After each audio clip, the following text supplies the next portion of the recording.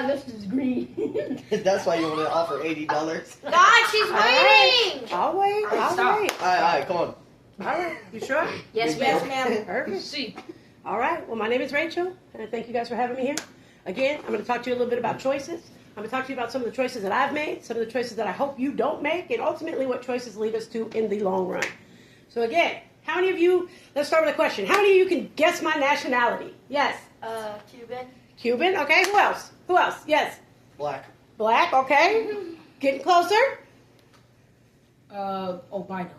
Albino, really? Me. Albino, yes. Caucasian. Caucasian, okay.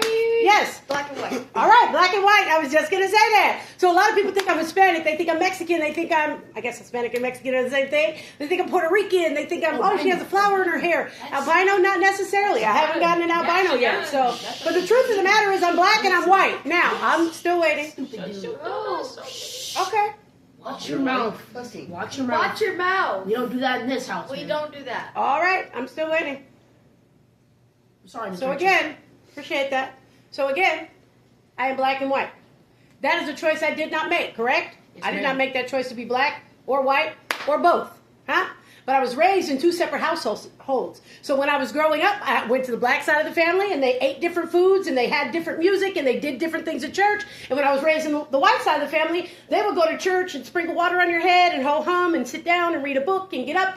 But the black side of the church is like, falling out, getting the Holy Ghost. I was so scared when I was younger, right? So I didn't really, these are not choices that I made. They were just choices that I lived in. So some of you guys are going to have choices that you don't make for yourself, right? I didn't make that choice. So every time I would go to every school, my mother was a drug addict, my father was not around. So anytime I would go to a new school, that wasn't a choice I made either.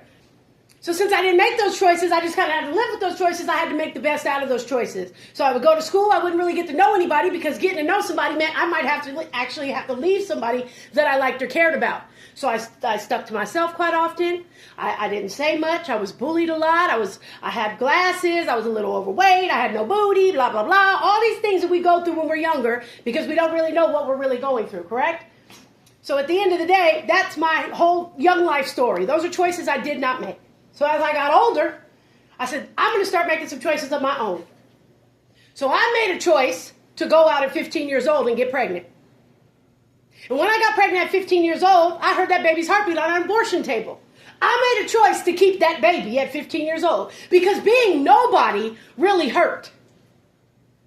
But who I got pregnant by, he was a big-time gang member and dope dealer in my community. So being Smitty's baby's mama was actually being somebody. So I would rather be somebody than be nobody, even if that somebody wasn't really well known. You can wait, I'll take questions at the end. So therefore, I made a choice to be Smitty's baby's mama. So at 16 years old, I have this young girl. This baby is born with cancer. That's not a choice I made. The choice I wanted to make at 16 when I had that daughter who was born with cancer was I wanted to run. I wanted to give her up, adopt her out, do something, find somewhere to put her. I was 16 years old. I was a baby having a baby, much less trying to raise a baby. I'm an only child. I have no brothers, no sisters. I never changed a diaper, never made a bottle. I didn't know anything about having a baby. So not only did I have a baby now, but I had a baby with what the world called a disability. It would have been a lot easier to give that baby up. That's crazy. But ultimately, I kept that baby and stuck it out. By the time I was 18 years old, I made some more choices. But who got cancer? 18 years old, I'm working at Wet n Wild during the day, like your Cowabunga Bay out here, right? So I'm a lifeguard. I'm a deep guard, too. You have to test. You got to do extra things to be a deep guard. I'm a deep guard at the pool, the water park at Wet n Wild. But I had a daughter. So the money I was making at that pool wouldn't take care of that daughter. So at nighttime, I started to strip at the strip club right up here at Cheetah's. Because I had to be able to take care of that daughter. Now again, remember that what I'm talking to you about today are making choices. Sometimes you're going to make choices sheerly out of survival. Some of us live in neighborhoods where we have to make choices sheerly out of survival. That if we don't make those choices to hang with those people or do those things, then it could be a lot uglier for us than if we just hung with those people and did those things. I washed the dope man's dishes when I was younger because my mother was a drug addict. So I would be able to wash his dishes. I would get shoes for school. I would get books for school. Back then, you had to pay for books when you were going to school. You guys do everything on the computer now. But back then, you needed books to go to high school. So I would do what I needed to do, and I made choices in order to take care of myself at a very young age. Now, how many of you in here know somebody who has been incarcerated before? My mom. Okay.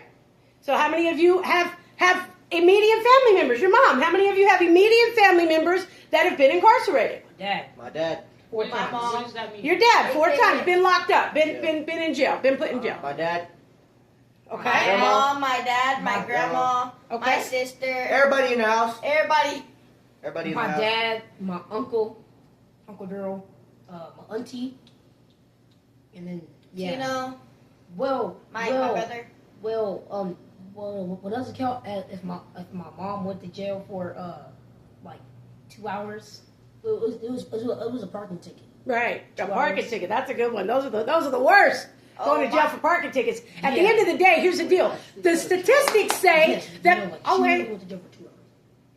Thank you. Which The didn't we statistics. One moment. I'll take questions at the end. The statistics say that because you have people close to you that have been incarcerated, you too will be incarcerated. Huh? That's what the statistics show. They show that if you have a mother or a father or a sister or a brother or somebody close to you that has been incarcerated, you too are on your path to incarceration. You don't know it yet. But I'm here to let you know that by the time I was 21 years old, I had 2 children. I went to a graduation party of somebody who graduated from college. In my neighborhood, we didn't even graduate from high school, much less college. So there's somebody who graduated from the college. We go to the graduation college. We go to the graduation party. My cousin gets jumped by some girls. Now again, where I'm from, when you hear a gunshot, what do? Does anybody know what you do when you hear a gunshot? Run.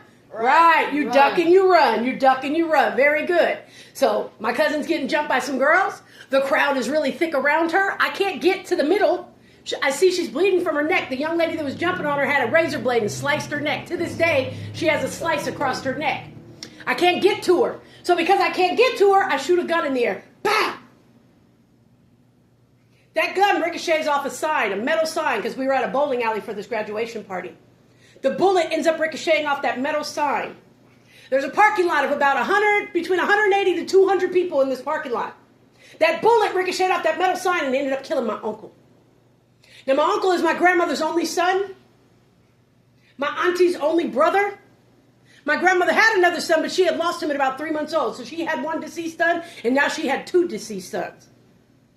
My uncle was a father of 6 children. He was the protector of our family. He was the provider of our family. He was the only man who ever bought my children diapers and never asked for anything in return. And here I am, 21 years old. And I've just murdered the only man that has ever done anything for me and my children and never asked for anything in return. 5 days before my daughter's 5th birthday.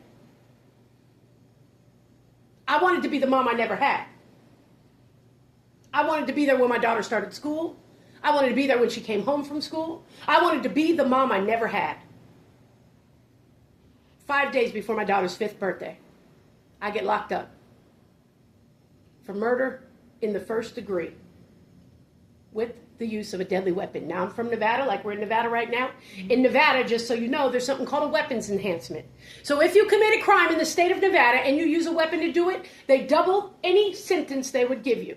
So if you rob somebody and you use a hammer or a car jack or a gun or whatever that thing is you use, you won't just get 10 to 15 one time for the carjacking. You're going to get 10 to 15 because you used a weapon doing it. So I wasn't just facing 1 life sentence. I was facing 2 life sentences at the age of 21 years old. Now, before that, I was a teacher at the YMCA. I was a mother of 2 children. Yes, when I was younger, I used to work at Wet n Wild. I used to work at Cheetahs. I used to do those things. I made those choices. But now I was making good choices. I was going to church. I was making good choices when this bad thing happened. I've never been locked up. I don't even have a juvenile record. I've never gone to jail. There's nothing in me that would get locked up. I don't fight. I don't cause no riffraff. My cousins were fighters. They always loved jumping on people. But this wasn't my story. I was a good girl. Yeah, I wanted to be somebody. So yes, I got pregnant by some folks that were somebody, but that didn't mean I was a murderer. So now here I am sitting in county jail, fighting for my life. I have a question, Ms. Williams. I'll take questions at the end. Yes, ma'am. Fighting for my life. Now, I don't know who in here knows anything about jail. Maybe? Okay, so I'm going to let you know a little bit about jail. I got this real thick hair, and in jail they have these little black combs with these little black teeth that you can barely, hardly even comb your hair with. Little black combs. In jail you eat milk. The milk is milk. It's powdered milk. You got to mix it with water, right? You put it on cornflakes. Back in the See, 1981s. you got cornflakes that you got to put it on. Oh, it's a lot worse now. So you got cornflakes that you got to put it on. And the cornflakes are not like frosted cornflakes. They're not like Kellogg cornflakes. They're just like flaked corn. You know when you like Rice Krispies, but you get crispy rice. I used to love Lucky Charms, and my husband would bring home Magic Stars. Like, what is this? No. So you get that kind of cereal, right? The sandwiches in the jail we called mystery meat because it was all ground up. You have to put a lot of salt on it, a lot of pepper on it. Because if you put a lot of salt and a lot of pepper and you put your chips, sometimes I get chips from the commissary and I put my chips on it. I take questions at the end. I put my chips on it. When I put my chips on it, I'll be able to bite it down. You can't chew it a lot, though. You just got to like choke it down instantly. Look, I can taste it in my throat right now. Oh, my goodness. Oh, my goodness. Kind of like hot dog meat? No, it was just mystery meat. We don't really know what it was. Just ground up whatever meat. So jail was not a place that you want to be. And I was real cute. You think I'm cute now. I was real cute in my 20s. And in my 20s, you didn't want to be real cute in jail. Cut it out. Because they take you. Because they take you. Hello. Take your butt. And that's not funny because at the end of the day, that was my biggest fear. Did it ever happen? No, not at all. But that's because, see, some of our biggest fears, I ended up becoming the church lady when I was in jail.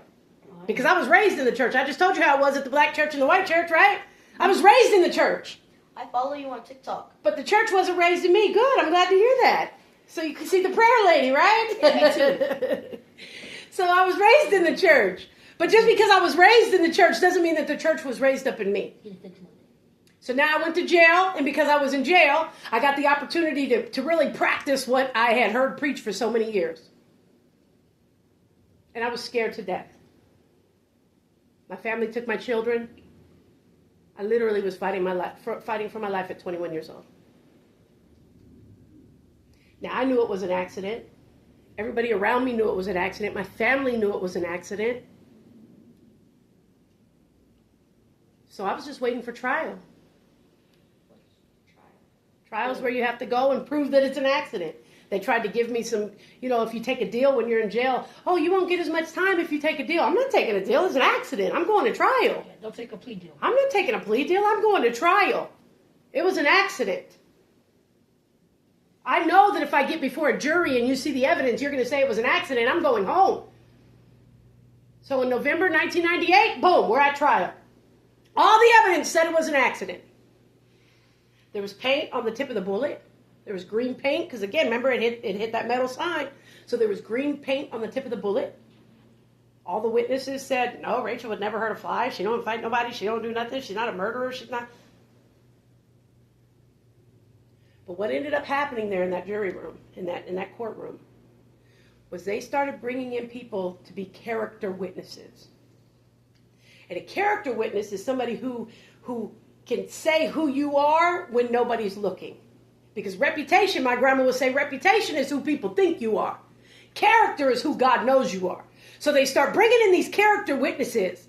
And one says, she beat me up in 8th grade. I'm 21 years old now. Why are we talking about what happened in 8th grade? Well, did you? I did. Oh. And it was in my record, and I got suspended for it. But that's why I'm here to let you guys know how important what you're doing right now is. How important the choices that you make right now are. They brought back somebody from middle school to prove that I am a murderer. A girl from 10th grade. She took my boyfriend. Because remember, I got pregnant at 15. I'm like, he wasn't really your boyfriend. He like literally has 12 kids by 9 women. Whose man is he really? He ain't really nobody's man. He just kind of, but yet this became this is how a jury Damn, 12 kids. was trying to see who I really was. And so because this is how a jury was trying to see who I really was, they came back and they found me guilty of second-degree murder with the use of a deadly weapon. Guilty of second-degree murder with the use of a deadly weapon. They could have lied or something. 21 years old, about to go do 2 life sentences.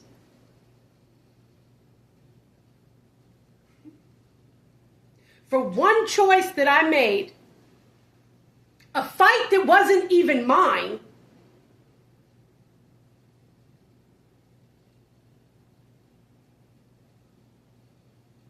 and the woman that my cousin was fighting, I call her my baby mama. Because I told you my baby daddy had 12 kids. Well, that was one of his baby's mama fighting my cousin. But blood is thicker than water, so I'm always going to defend my cousin.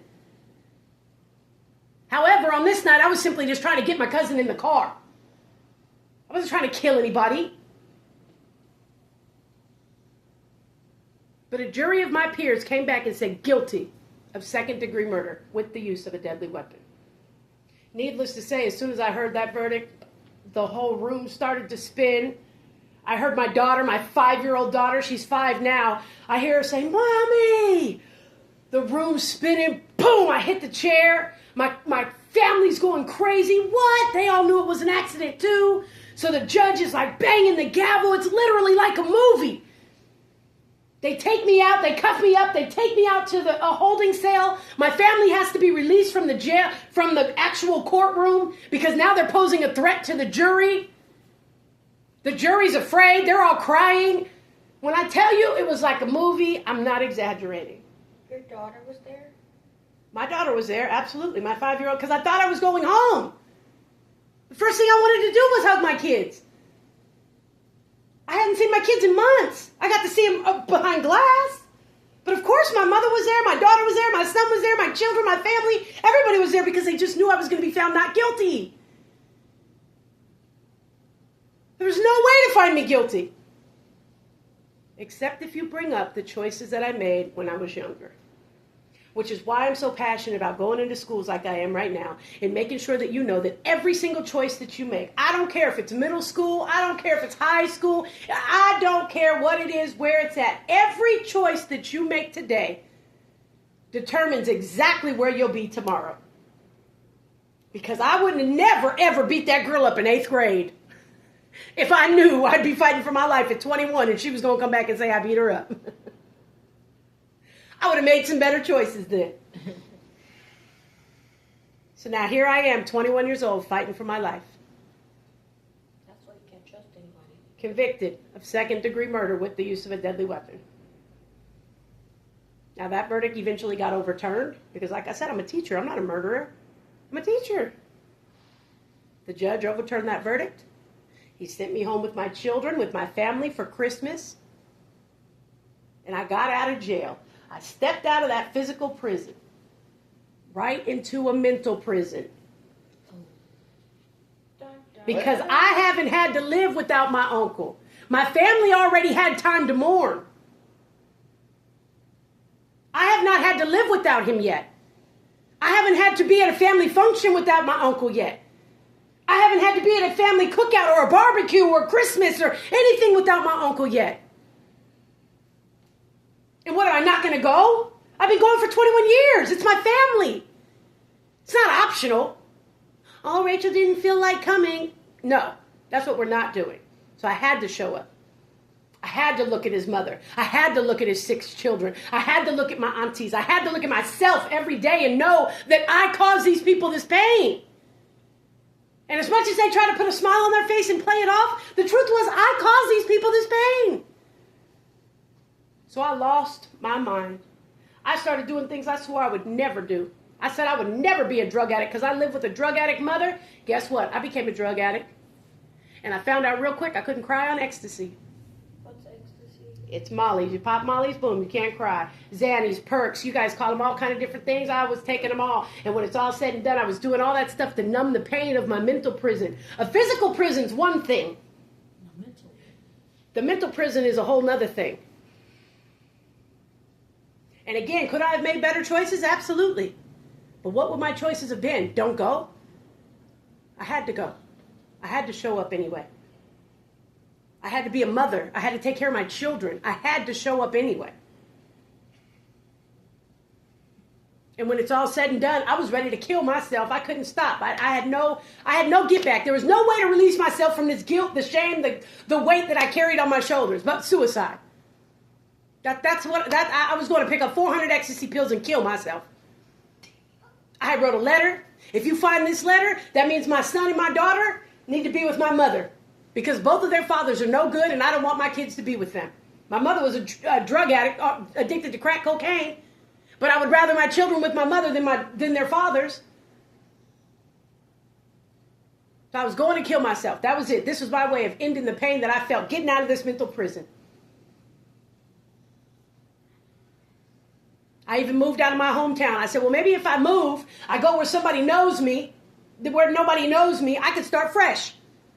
I'll go to Las Vegas. I'll start fresh. Nobody knows me there. Nobody knows my story. Nobody knows my uncle, because where I'm from, my uncle was the town barber. Everybody knew my uncle. Everybody knew my family. My family held all the records in all the schools and all the, they had the best track record and the best basketball record and the best. So my family name carried so much weight in my hometown. I said, I'm going to move to Las Vegas. And I thought it would change. I thought I could get clean. I thought I could get sober. That's another thing. I became an alcoholic to the nth degree. So my mother was a drug addict. My father was an alcoholic. Those curses then plagued me. And I thought if I move, I'll be good. One thing I realized real quick, it didn't matter where I went. Anywhere that I went, I was still there. And every choice that I had made up until that point looked me in the face. Every time I went to do my hair or brush my teeth, or I could see me. And I felt like everybody would be better off if I wasn't around. So again, suicide was my only option. I was going to pick 400 ecstasy pills. Out in Vegas, they got a lot more clubs, a lot more partying, a lot more drugs, and they're really a lot stronger. So my connect said, when you get off the freeway, you're going to make a right. You're going to see Civic Center. I got off the freeway. I made a right. I saw a street called Rainbow. Now, where I'm from, you don't just drive around the neighborhood. Beep, beep. Can you tell me where this... We don't do that. I pulled over to the payphone, because back then we used payphones. I pulled over to the 7-Eleven to use the payphone. No, we didn't have no phone back then. So we had beepers, though. We had pagers. So I was trying to see where my connect was, where the dope man lived at. And I pulled over to use the payphone, and there was a car wash there. There was a young man who had a teardrop tattoo. Can anybody tell me what a teardrop tattoo means? You're in the gang. That means you killed somebody. It means you killed somebody. Hey, I was raising my hand. Ding, ding, ding. Because my cousin got one of those, and he did kill somebody. Bam. So where I'm from, when you see a teardrop tattoo, you know that person took a life. Well, this young man said to me, now he doesn't know I'm the church lady. He doesn't know I was raised in church. He doesn't know that I know God, but I'm running from God. He doesn't know that. So because he doesn't know that, he has no idea what I'm doing or where I'm going. So he says to me, with the teardrop tattoo, there is no hole so deep that you are so far deep down in that God's hand is too short to reach down and pull you out of. He called you HOE? Nope, there is no hole so deep that you're too far down in that God's hand is so short that he cannot pull you out of. Oh, so he's wise, okay. Very wise killer guys, okay. So Victory Outreach is a church that reaches gang members, drug addicts, and prostitutes. I go to that church. You do go to that church, see? Victory Outreach is well known all over, especially the West Coast. I have children right now who are serving the Lord. Victory Outreach out in South Africa. And at the end of the day, Victory Outreach Church was right there in that parking lot when I was going to kill myself. So I died that day, but I didn't die physically. I died spiritually. And instead of going to pick up those pills, I ended up walking into a church. And in that church, there were plenty of women who surrounded me, who reminded me, you're going to get your kids back one day. You're going to be a wife one day. You got life that's worth living. You're not dead. It's not over. Don't worry about the choices you made before in the past. Look forward to the choices you're getting ready to make for your future. And then I began to make better choices because the community that surrounded me helped me to make those choices. And when it was all said and done, don't you know, I did marry my husband. I did become a wife. And for somebody with a background for being a stripper and all these, had 2 kids and no husbands and that, guess what? I married my husband. We didn't even kiss until we were married. We didn't even kiss till we were married. Now we've been together 22 years. Well, yes, for real. So my story now, the choices I make now are way better than the choices I made before. So at the end of the day, it doesn't matter to me what the choices I made in the past were. Maybe I didn't make very good choices. But the choices that I make now are really what matter. And the reason I come in here to share with you how important choices are is because I want you to be able to make good choices from here on out too. Because when it's all said and done, you cannot live on your last year's victories or your last year's defeats. I have an amazing life now. That same mother that I told you was addicted to crack cocaine, she's lived with me now for over 20 years. I have 3 more children. I have grandchildren now. Exactly. Your girl with a bow in her hair is a grandma. Hey. Tino. No, I have grandchildren in South Africa. Oh. I have 4 grandbabies. 5 because I have an angel grandbaby as well. My daughter did lose her first child. And so, you know, that was another thing we had to go through. Because again, sometimes there'll be choices that are made for you. But how are you going to handle that choice? You got to back it up with a good choice. You got to back it up with a better choice than the last choice. And you got to know that every choice that you make is going to lead to your destiny. Whether it be your downfall or to your glorification, whatever that looks like, every choice you make is going to lead you somewhere. So I just came here today to encourage you guys to make the right choices. And when you don't know when the right choices are, ask people. There is wisdom when you ask people. Some people around you have been through things you'll never have to go through. So ask people. You got people all around you who care about you, your teachers, your parents, friends, whatever that looks like, ask people. You don't have to make choices alone. And again, my name is Rachel. I thank you guys for giving me your time. Does anybody have any questions? Yes, I have 2. Yes. How long were the life sentences?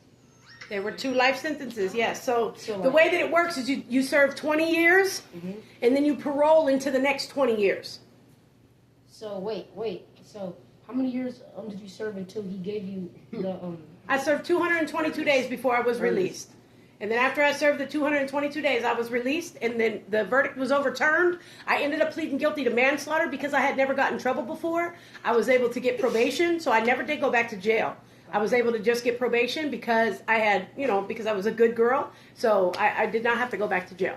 So I served 222 days total. But yes, 2 life sentences. I would have had to do 20 years. So by the time I was 41 years old, I would have been paroling into my another 20 years to be able to. So by the time I was about 61 to 65, I could have possibly gotten out. Yeah. And you're not even close to like... No, I'm not even close. Did you have another question? Go ahead. What is the name of your 3 kids? The name of my 3 kids? Yes. It's actually 5, but all right. Yep, I do. I have 5 children altogether. So I have Dante, Valentino, I have CJ, Channing Richardson, I have Heaven, and then I have Elizabeth.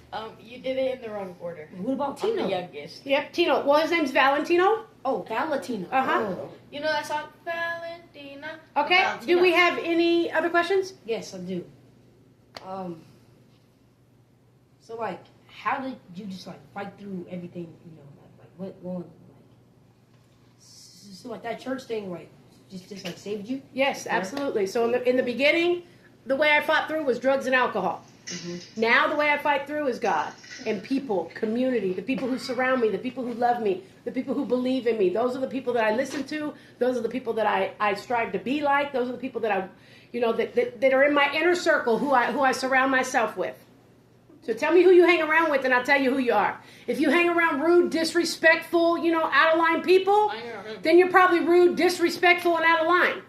Oh, that's But if you hang around people that are going somewhere, you're probably going somewhere yourself. Miss Rachel? No, I'm sorry. She Are was you targeting next. people? She was next. Are you targeting people, Miss Rachel? She is. Are you targeting Go people? ahead, Heaven. So did you ever get like baptized when you first got there? I did, yeah. I got baptized. I went through the whole program. So I got baptized. Did you go to the women's home? I did. I went through the women's home. My husband also went through the men's home. Those are recovery homes. That's where we were able to get on our feet and get our families back. Yes, I absolutely. feel like you were targeting most of your speaks because you kept looking at me when you were saying stuff. She's like, I got pregnant at 15.